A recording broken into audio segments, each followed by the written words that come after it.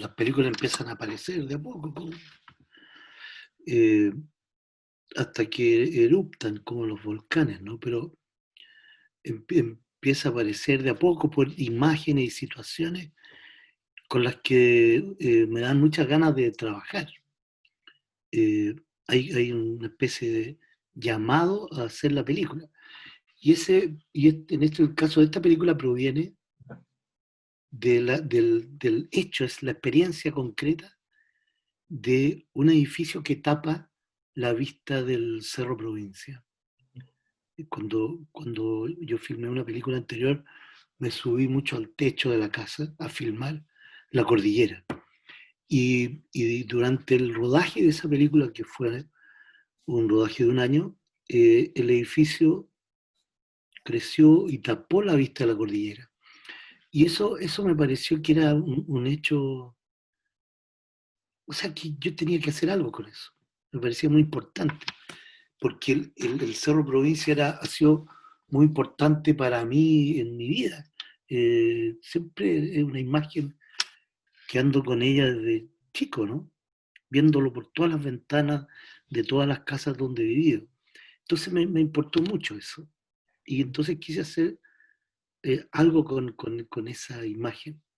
Luego estaba el hecho también muy importante que viví de la escritura de cartas manuscritas. Durante un periodo estuve escribiéndome con alguien cartas manuscritas y fue una experiencia muy rica también, que me gustó mucho. Y me pareció que eso también tenía que estar dentro de una película o ser una película, porque la escritura de cartas, y sobre todo manuscritas, porque uno las piensa de otro modo que las cartas que escribe por el computador, ¿no? Tiene otro ritual, otra ceremonia. Y es un acto totalmente cinematográfico, la escritura de cartas, porque al momento de posar la pluma en el papel empiezan a aparecer las imágenes, a agolparse las imágenes en el cerebro y uno tiene que empezar a decidir cuáles imágenes va a dejar escritas. Hay ahí un trabajo de montaje inmediato, de opción, de decisión, qué imágenes pasan al papel y qué historia empieza uno a contar. Pero es una cuestión infinita. En esa experiencia, yo me acuerdo haber escrito cartas de 20 páginas y podría seguir. Y al empezar la carta, no tenía nada que contar. Entonces, ese proceso de la escritura de cartas me pareció totalmente cinematográfico y quise incorporarlo en la película. Y luego también está la imagen muy misteriosa y persistente de este par de ancianos que transitan por la vereda cargando bolsas.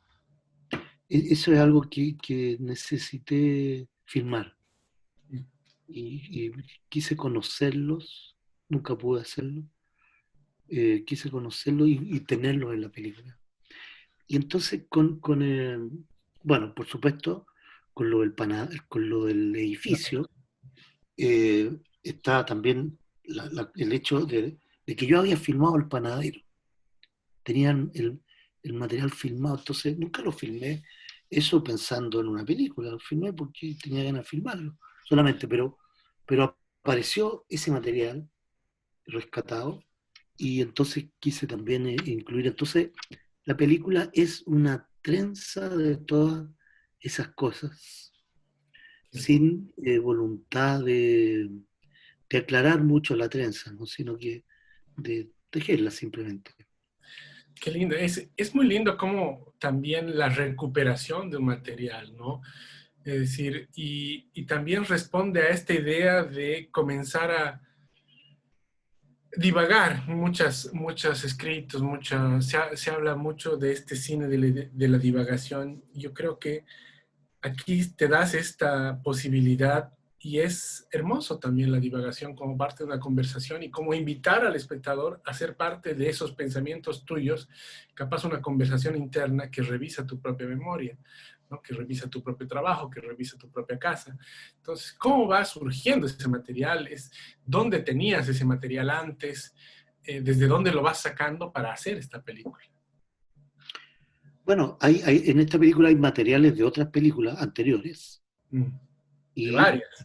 de varias, ¿sí? Y material que no está en ninguna película, que son materiales firmados por mí en Hay 8 o en DBCAM, hace 20 años, ¿no?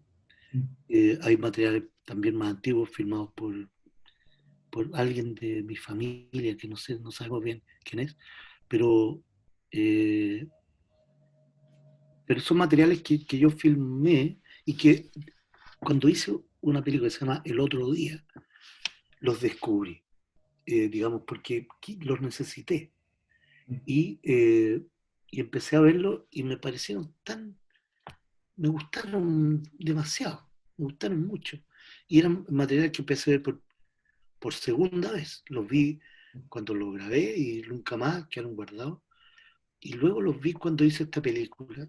Y eso fue un descubrimiento y un estímulo muy grande, porque me gustaron mucho, me parecieron también muy bien filmados y muy expresivos. Entonces me pareció que tenían que estar dentro de películas, aunque nunca fueron pensados así. Y bueno, así aparecieron. Y este panadero, que nunca había usado esa imagen del panadero, pero ahora sí, con la aparición del edificio que tapa la cordillera y el edificio está construido sobre la panadería, eh, bueno, apareció el material y o sea, yo tenía que hacer una película para que ese material estuviera dentro. Entonces se junta eso con todo lo demás que es parte de la trenza. Eso, de hecho, cuando aparecen las imágenes de no olvidar, se me venía como claro la urgencia también de no olvidar esos espacios, de no olvidar estas personas, pueden haber sido también un estímulo para hacer la película, ¿no? Para que permanezca algo de ellos, un testimonio del barrio que se extiende también hacia un testimonio pues de la convivencia que existía y lo que se puede buscar retomar. Sí, bueno, mira, tú hablaste antes también de la divagación y eso eh, es una, eso era algo que yo quería hacer con estos materiales. Quería divagar, digamos, lo cual significa no avanzar en ninguna historia precisa, no avanzar en una línea de tiempo contando una historia muy precisa que va hacia una resolución de algo. No quería hacer eso, sino quería más bien lo contrario, no avanzar, detenerme. Y yo creo que la película tiene eso, una película que no avanza, ¿no? No va hacia ninguna parte, no se sabe de repente también incluso de qué se trata, ¿no? De qué se está tratando la película. Yo cuando la vi hace muy poco, porque ahora entraba y salía, no la vi de corrido, pero cuando la veo, o cuando la vi la última vez, me hago la misma pregunta que me hacía cuando la hice, ¿no? ¿De qué trata esta película? ¿De qué se trata? Y es una pregunta que uno se está haciendo durante todo el rato hasta que se acaba, ¿no? Y a mí eso me gusta mucho. No contar finalmente ninguna historia precisa, sino que quedarse en situaciones y en imágenes, ¿no? Sin avanzar. Yo creo que eso es algo muy posible y del cine está en su naturaleza y algo que está muy perdido también, porque todas las películas van rápidamente contando una historia hasta que se termina. Y esta película no quiere eso, sino que quiere divagar. Gracias, Ignacio. Bueno, vamos a pasar un poquito a las preguntas, ya comienzan a aparecer y la gente está muy agradecida de poder tener esta chance. Mishu, por favor, tú que...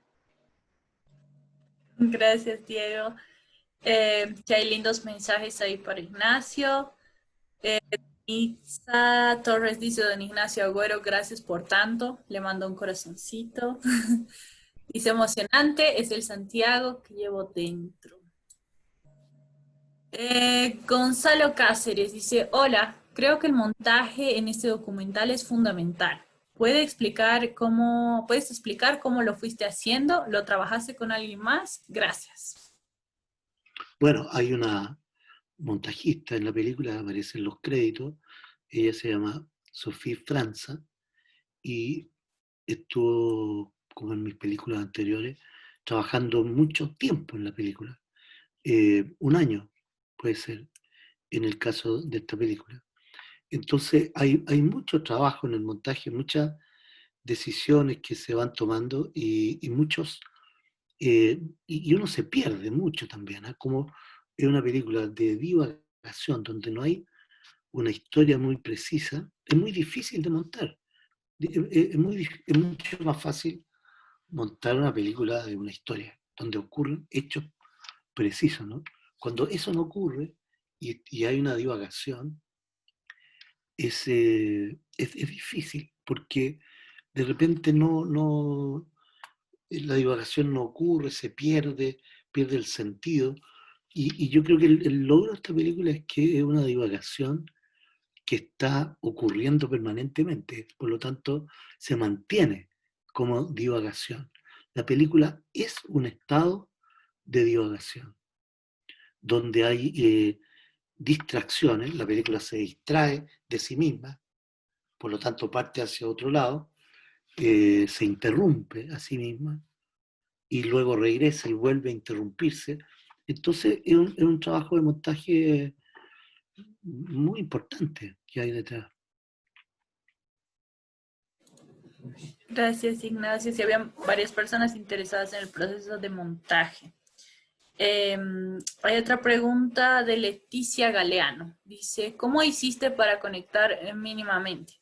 ¿Cuál era tu hilo rojo en esta historia? ¿Tenías un punto común?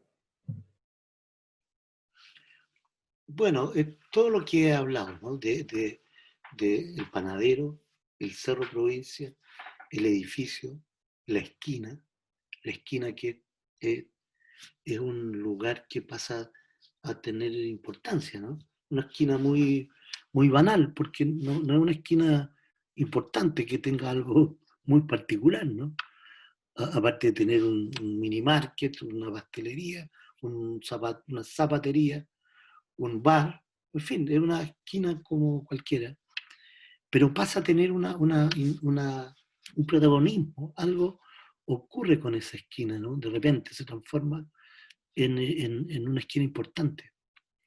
Está estos ancianos que pasan también entre los peatones de esa esquina, y está el hecho de la carta, donde hay un juego, por supuesto, hay un juego de escribir la carta contando sobre la película, o la película empieza a ser también, la película misma empieza a ser la carta.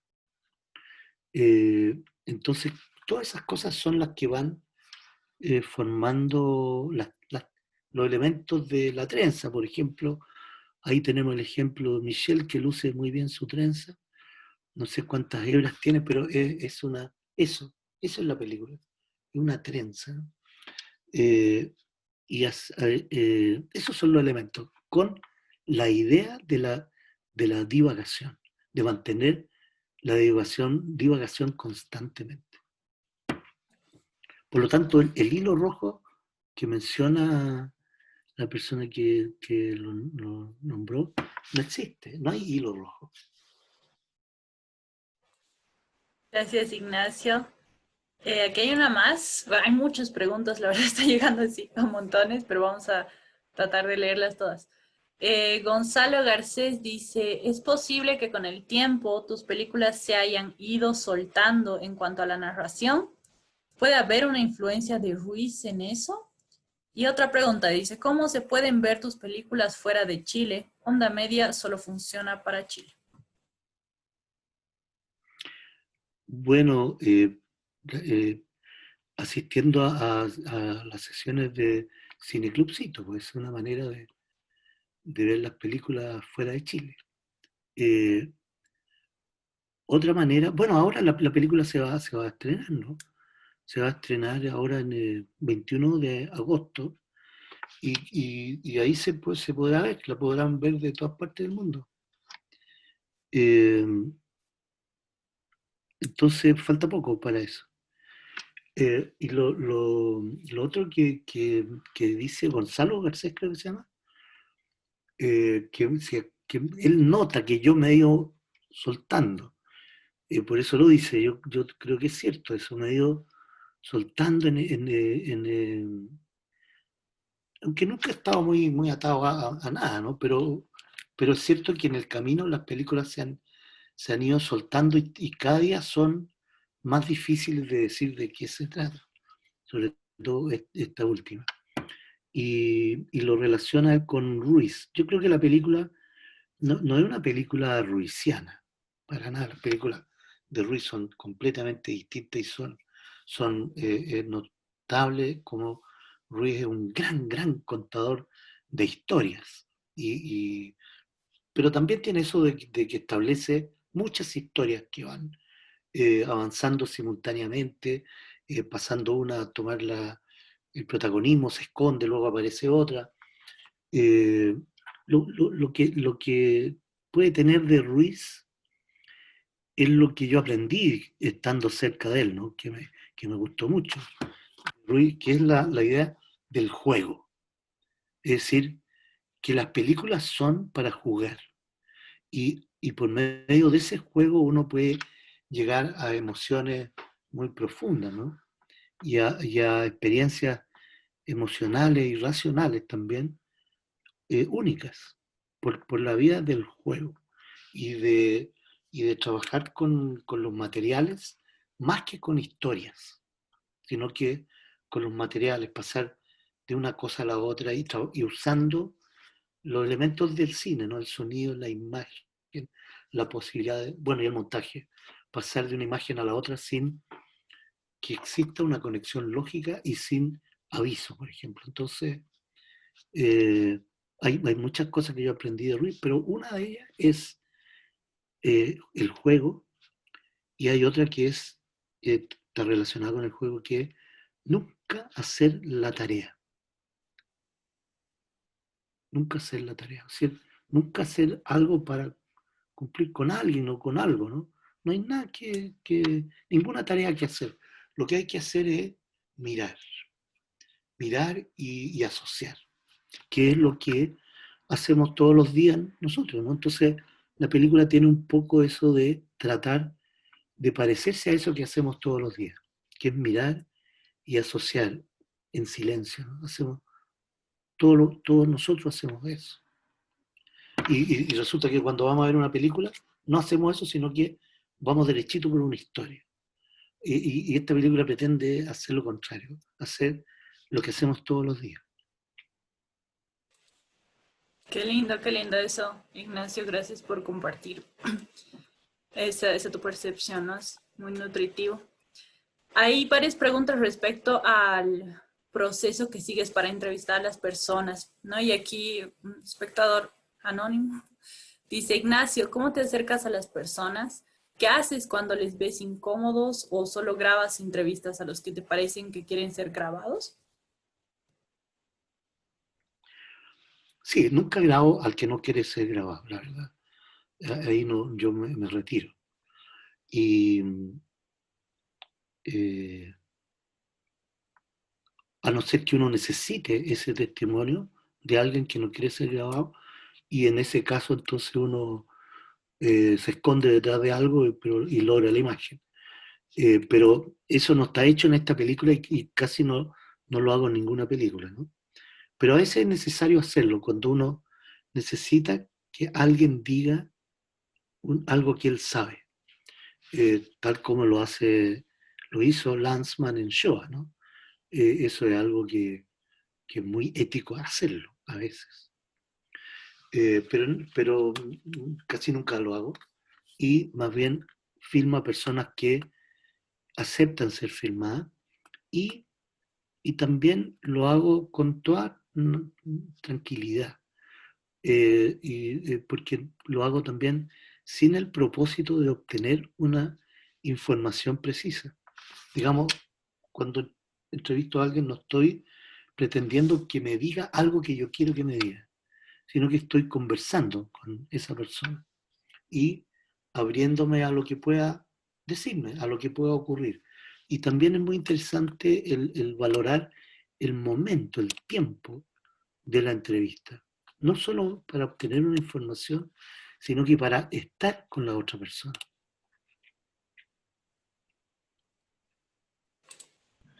Muchas gracias. ¿Y tú? Ahí estás. Luego volvemos con las preguntas. No, muchas gracias, Ignacio. Rescato mucho lo que dices del cine, el cine como un juego, como una posibilidad constante y un ejercicio constante que hacemos siendo o no siendo cineastas, esa posibilidad de asociar, ¿no? Pero también está esa urgencia de detenerse a observar, ¿no? Y creo que ahí está mucho de tu cine, mucho de lo que también nos identifica con lo tuyo, con lo que haces y que agradecemos mucho, es eso, esa posibilidad que nos manifiestas o evidencias de que sin salir de casa o saliendo apenas una cuadra, se puede conocer un entorno, se puede participar y sobre todo se puede valorar lo que uno tiene, ¿no? Ahí me encanta, nunca subí el provincia, porque te da la opción de viajar, te da la opción de también revisarte internamente.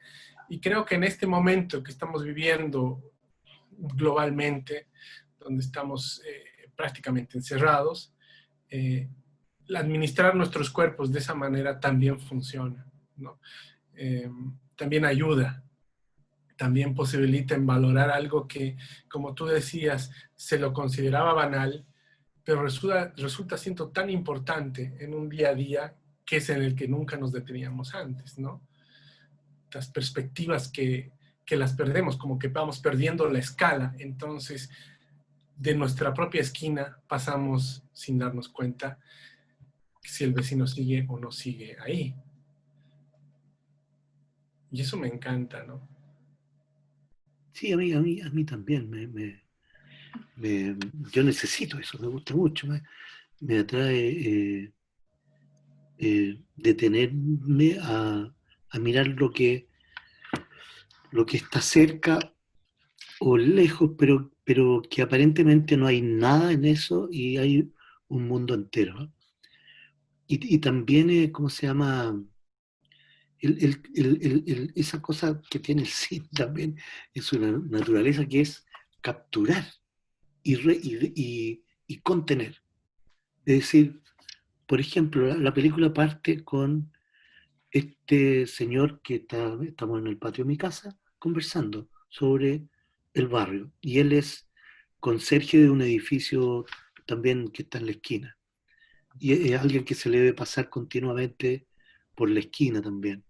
Bueno, ese hombre que se llama Luis Toro quedó capturado en esta película. Nunca podrá escapar de esta película. Quedó capturado para siempre. Bueno, ese es algo muy lindo que tiene el cine. Nunca más podrá escapar de ahí. Y como escapan a cada rato miles de personas, ¿no? Pero este Luis Toro quedó capturado ahí y entonces en esta pasada por la vida coincidimos por un momento en un lugar. Y eso en sí mismo es muy lindo, es muy valioso. Y esos momentos son irrepetibles, ¿no? Porque, por ejemplo, ahora a mí me encantaría poder preguntarle a él ese enredo que cuentan al principio, que es un enredo que nadie entiende, ¿no?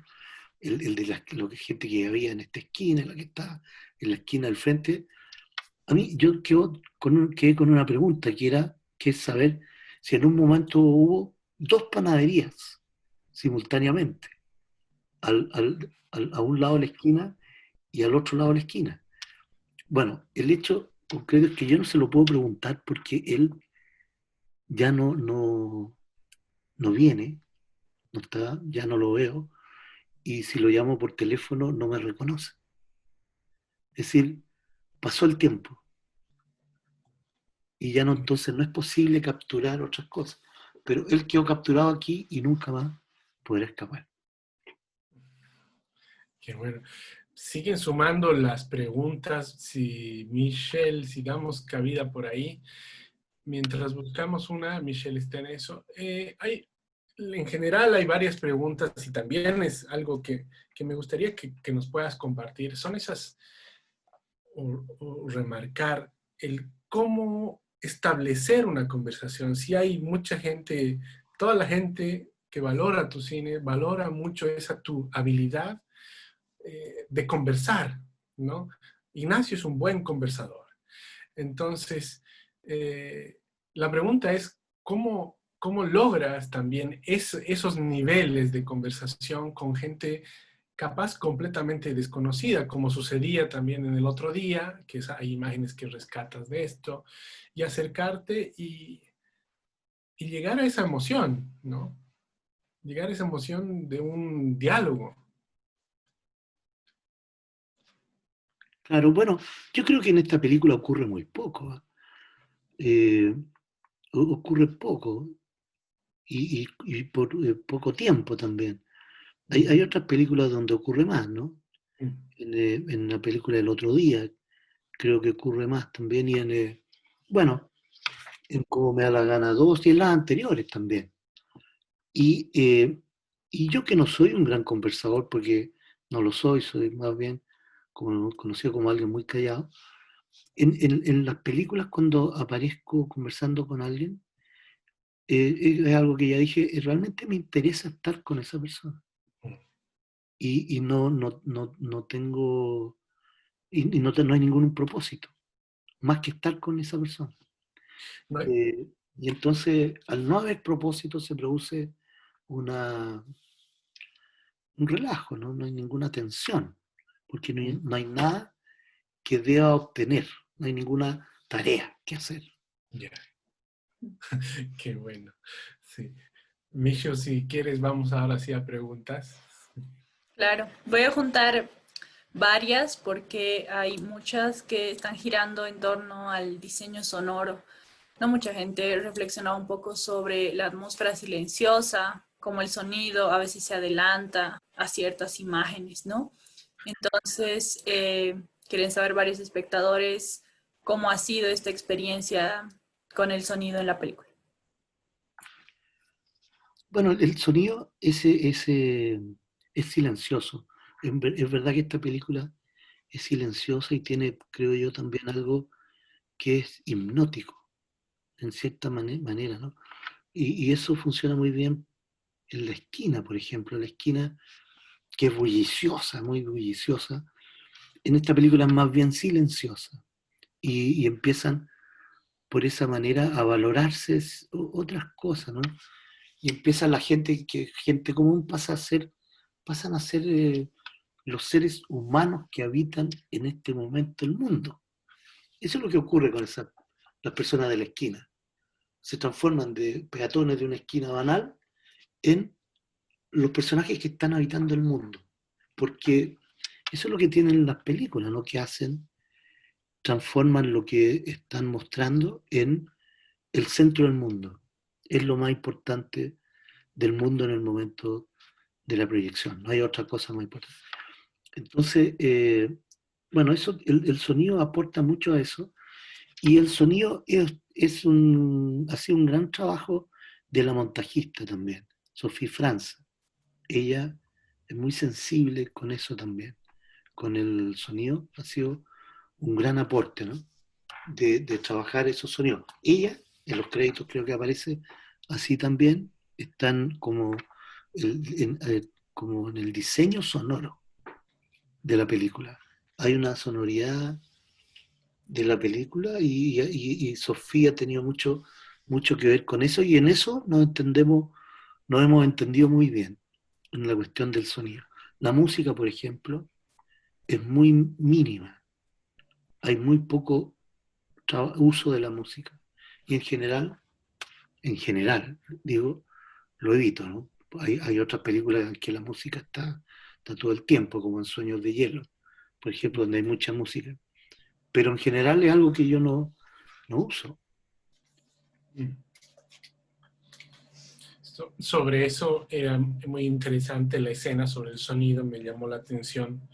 Cuando se está viendo el provincia, pero se está escuchando la música dentro de casa, una música clásica, y es como ubica tu lugar calientito mientras estás observando aquel provincia, ¿no? Es lindo también como tu casa, que se ve en varias películas, ya viene siendo parte de un patrimonio cinematográfico de Chile, ¿no? Bueno, en verdad, pues, o sea, sería muy bueno que fuera así, porque eso me permitiría seguir usando mi casa para otras películas, ¿no? Porque, Claro.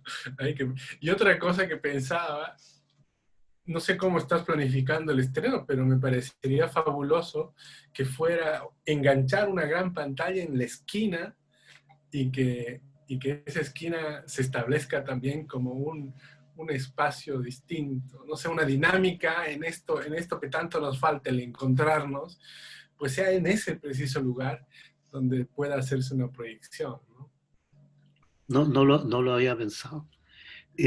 Bueno, en verdad sería muy bueno aprovechar la pandemia para hacer la proyección, porque Sí. el Estamos sonido, seguros que los vecinos van a estar. los vecinos van a estar y también el silencio que se necesita. Digamos, el tráfico se puede cortar fácilmente. Exactamente. A ver, Mishu, creo que hay por ahí ahora más preguntitas. Sí, justamente había alguien que preguntaba respecto a las casas, ¿no? Pablo Corro dice, ¿hay casas del cine chileno o del cine general entre tus propias casas documentales? No entendí la pregunta, ¿cómo es? Dice si hay casas del cine chileno o del cine general entre tus propias casas documentales. Quizás ahí Pablo nos está hablando de los escenarios. ¿Puede ser? Pablo, si estás por ahí. ¿Entendí? Mientras aclara Pablo, si le pediríamos por favor ahí que nos aclare una aclaracióncita pequeña, pasaremos. Hay una muy interesante de Marisol Águila, que le mandamos un saludo, siempre nos está siguiendo. Y, y que es algo que es una entrevista, creo que se refiere a una entrevista que dabas también a Roger Cosa, ¿no? Que es gran amigo del Cineclubcito, y él habla lo que pregunta Marisol sobre el que ya no va a existir en tu siguiente película aquello que llamas el comité central, el pensamiento, tu pensamiento, que una película tuya tenga ese centro. ¿Y cuál sería tu próximo nivel de divagación? Bueno, en verdad, eso que llama, bueno, que yo he llamado el comité central, es un sector de mi casa. Ah, Es el ventanal, digamos que es el lugar donde la película se piensa.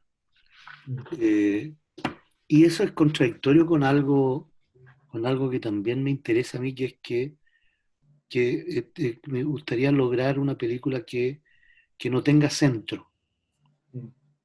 Y es muy difícil de hacer eso.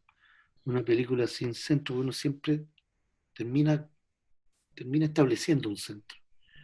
Y, y tú partiste esta conversación diciéndome gracias por invitarnos a tu centro. Cuando la película también tenía un cierto propósito de no tener centro. Que de algún modo, bueno, se arranca porque bueno, pero lo tiene también. Pero ese es un tema para mí, la cuestión del centro. Lograr que una película no tenga centro. Eh, no es fácil. Pero hay una que no tiene centro y que es como me da la gana. No como me da la gana dos, como me da la gana. No tiene centro. Es una película que anda eh, de visita las por la... ramas. Sí, anda todo el tiempo por la rama. ¿Cuál sería mi próximo nivel de divagación? Bueno, estoy haciendo una película ahora que se interrumpió con la pandemia. Estoy esperando que pase un poco para volver a filmar la segunda parte de la película. Y ahí hay también es una película muy distinta a todas estas que he hecho hasta ahora. Hay un actor, que no es actor, pero hay alguien que hace de un personaje. Y con él hay una invitación a otro tipo de divagación también, una divagación que tiene que ver con la historia de Chile real y de mirar el paisaje y ahí también hay un nivel de divagación, ¿cierto? Una, una manera de mirar la historia. Vamos con algunas preguntas más ahí, Diego. Todavía nuestro amigo Pablo no nos responde, pero hay unas preguntas muy interesantes sobre la selección del material de archivo, ¿no? Con dos personas, ¿no? Hay Manuel Blastélica y Lisette Torres. Cada uno por su parte, pero sí indagando un poquito en cómo ha sido este proceso y la selección y la búsqueda. ¿Cuál fue la búsqueda en esas imágenes? Bueno, la, la- hay un criterio de partida que es que los materiales de archivos son míos, son archivos míos, de cuestiones que he filmado yo. Eh, Incluso hay una toma de terreno con unas casas de madera, de telas levantadas, donde hay banderas chilenas, hay una toma de terreno que también filmé yo y que nunca habían mostrado. Eso no lo he visto nunca en nadie. Y lo filmé porque quería filmarlo solamente. Hay también descartes de la película 100 niños esperando un tren y están los materiales de otras películas, material filmado en blanco y negro, donde aparece mi madre en un momento. Eh, son materiales que dispongo de en alguna medida que me gustan y me interesan y, y logran tener un lugar en la película. Entonces, también hay eso, ¿no? De que la película les haga un espacio a esos materiales que tienen mucho sentido. Es una manera también de partir una película, ¿no? Yo ya tengo muchos otros materiales, no tantos, la verdad, pero hay otros materiales que quiero que estén ahora, aunque nunca fueron pensados así, pero ahora sí, que ha pasado el tiempo, quiero que esos materiales estén en películas. Entonces ocurre algo que es nuevo también, que una película puede originarse en ese material de archivo o en un material de archivo muy preciso. Puede dar origen a una película, solo para que ese material sea parte de la película.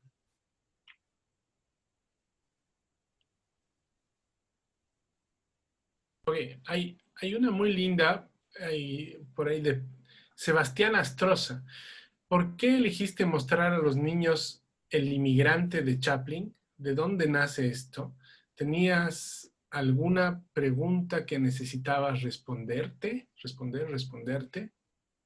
Sí, tenía una, y era, porque eso está filmado el año 2017, la muestra que yo hago del inmigrante, y el inmigrante es de 1917, entonces es exactamente a 100 años de que Chaplin hizo la película. Entonces yo tenía ganas personales de experimentar, de probar si Chaplin, qué pasaba con Chaplin y los niños de hoy. Es una incógnita que tenía. Entonces hice muchas proyecciones de Chaplin en Chile, bueno, no tantas, ¿no? Pero varias. En Chile, hice también una en La Paz, en los Altos de La Paz, en un lugar donde me llevó Miguel Hilari y Joaquín Tapia. Fuimos a una escuela ahí y filmamos, desgraciadamente no quedó eso en la película, y también en Portugal y en Japón, en Barcelona, también en distintas partes del mundo cuando iba a festivales, el año 2017, eh, iba con una cámara y conseguía escuelas donde poder, no, qué cámara con el teléfono, ¿no? Eh, Lugares donde quería proyectar y ver qué pasaba con los niños y Chaplin. Y me encantó comprobar, ¿no? Bueno, ahí en la película se ve cómo se ríen los niños con Chaplin hoy, y son proyecciones mudas, ¿no? Sin ningún sonido. Los niños nunca preguntan qué pasa con el sonido, simplemente gozan la película. Y eso era algo que yo necesitaba saber, qué pasaba con Chaplin, porque Chaplin es un capital, un tesoro muy desaprovechado. No, los colegios no la muestran, no la pasan, incluso en muchos lugares no conocían a Chaplin. Yo preguntaba, ¿quién conoce a Chaplin? Así como lo pregunté en esa escuela portuguesa, pero ahí sí sabían. En muchos otros lugares no saben quién es Chaplin. Incluso algunos profesores, ¿no? Cuando veía esas imágenes de las impresiones de Chaplin, las que están en tu película, es inevitable pues acordarse también de 100 niños esperando un tren, que, que yo la muestro mucho en donde puedo ir, en el taller que puedo ir a dar, y es impresionante también la reacción de los niños y las posibilidades de imaginar que se abren a partir de esa película tuya bueno, con la gran Alicia Vega, y el poder que tienen las imágenes, pero sobre todo el poder que tiene el cine de plantearte la vida como un juego, ¿no?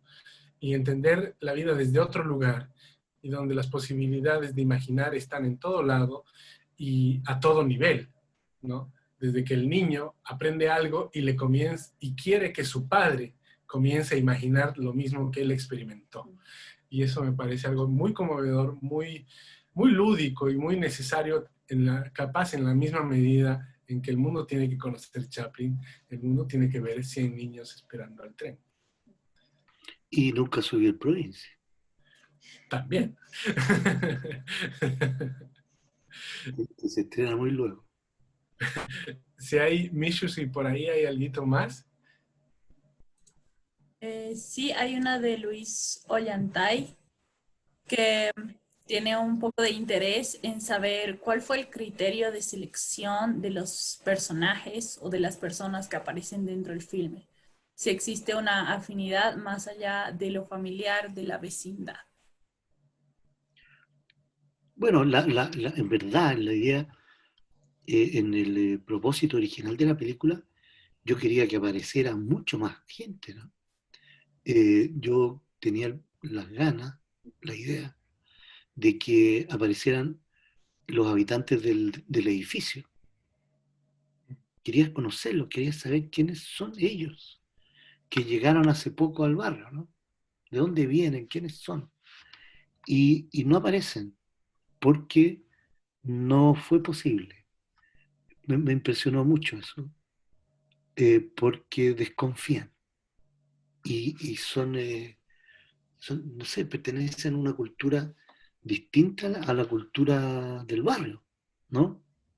Entonces, eso fue muy impactante. No pude tener gente en el edificio porque no, no se prestan para ningún juego y son muy celosos y desconfiados. Incluso fíjate que yo les decía, yo vivo ahí, en esa casa, a 80 metros del edificio. Les dejaba mis películas, les dejaba una tarjeta como profesor de la universidad, en fin, cantidad de cosas. No hubo caso. Fue muy difícil y de algún modo me ayudaron también con la película porque me liberé de ellos y me dediqué a otras cosas en la película.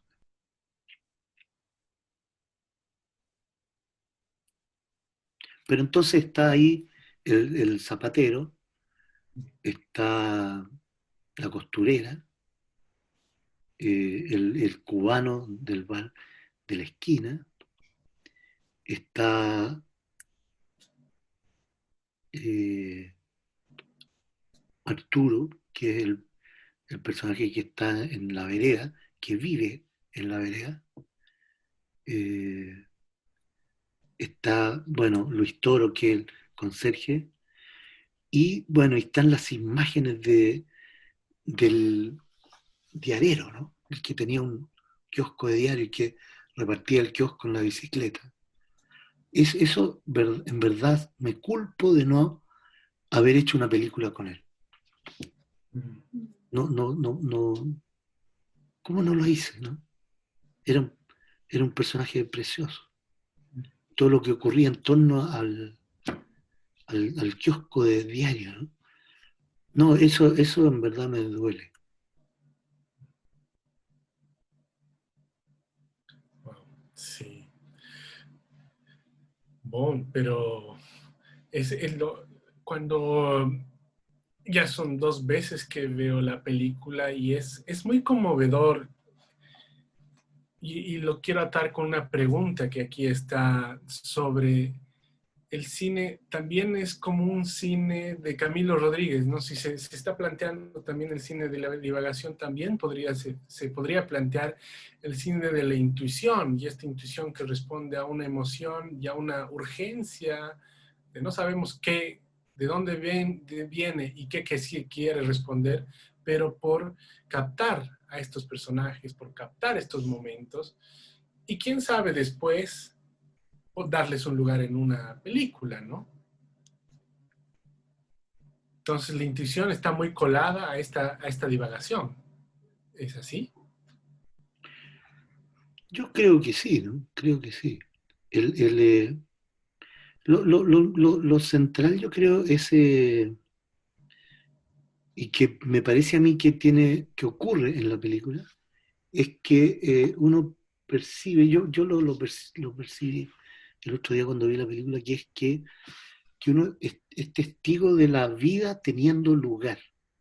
Y nada más que eso, ¿no? Que uno puede ver eso, ¿no? Palpar, que la vida está aconteciendo, así como acontece, ¿no? Sin ningún eh, eh, hecho especial. Simplemente está ocurriendo y la película le da lugar a eso, ¿no? Y eso la verdad que que no es fácil, ¿no? Contener la vida ocurriendo en una película. Me parece que ese es un logro de esta película, que a mí me deja muy satisfecho. Y eso realmente tiene que ver bueno, con jugar, con no tener propósito y con probar las posibilidades del cine. ¿Qué es lo que el cine nos puede hacer descubrir? Entonces siempre está esa pregunta también de qué, qué es el cine. Esa pregunta siempre está también. ¿Qué es el cine? Súper. Ahí, Mishukra, hay una preguntita más por ahí, ¿no? ¿Cuál de... Ah, la de Inti Briones. Ah, Inti, mira qué lindo. Está ahí el amigo Inti. Hola Inti. Dice Ignacio, ¿nos podría hablar un poco más sobre lo que piensa de la relación entre los personajes y el espacio? Sí, digamos que yo pienso que el espacio constituye a un personaje. Un personaje es su espacio y se puede leer todo de alguien ahí, ¿no? En ese espacio. Y es muy bonito que si uno fija la atención eh, durante un tiempo en un personaje de su espacio, el espacio pasa a ser también el tiempo. Es el lugar físico donde está, pero todo lo que hay es también el tiempo. Digamos que uno puede viajar en un espacio muy fácilmente. Eh, porque el espacio también es el tiempo. Es todo el pasado, son tanta historia que hay en un solo lugar. Entonces, el personaje perteneciendo a un espacio que puede ser leído si uno le presta la atención, digamos que ahí está el mundo entero, ¿no? En un personaje y su espacio. Muchas gracias, Ignacio. Llevamos una hora de una linda conversación. Te agradecemos mucho. Queremos agradecer a todos los que han mandado sus comentarios. No hemos podido leer todos, pero les agradecemos su participación, que proyección a proyección siempre ha sido constante. Y también, bueno, agradecer a todas las personas que se han volcado para ver tu película. Hay muchas que han quedado fuera porque hemos estado sobrepasados. Entonces, no sé si esto posibilitará una segunda proyección, o si no, más bien habrá que correr a la esquina de tu barrio para poder verla. Te quiero agradecer personalmente por todo el gesto que siempre has tenido con el Cineclubcito, por todo el cariño que también tienes a Bolivia, y por todas estas reflexiones y compartir tanto con nosotros. Dentro de nuestros fortines en Bolivia ya hemos proyectado algunas de tus películas, y tu cine siempre es muy bien recibido, con mucha emoción, y tú también, cuando regreses a Bolivia, cuando se pueda trasladarse, será siempre también muy bien recibido, Ignacio. Muchas gracias, Diego, por esta conversación y por la dedicación que han tenido con esta película. Y muchas gracias a todos los que están en la sala. Muchas gracias a todos. Ha sido, me encanta que vean la película y conversar contigo y con ellos. Gracias, Michelle, por tu presencia y tus preguntas. No, muchas gracias a ti, de verdad. Hemos disfrutado muchísimo este tiempo contigo y también tu cine. Esperamos verte pronto.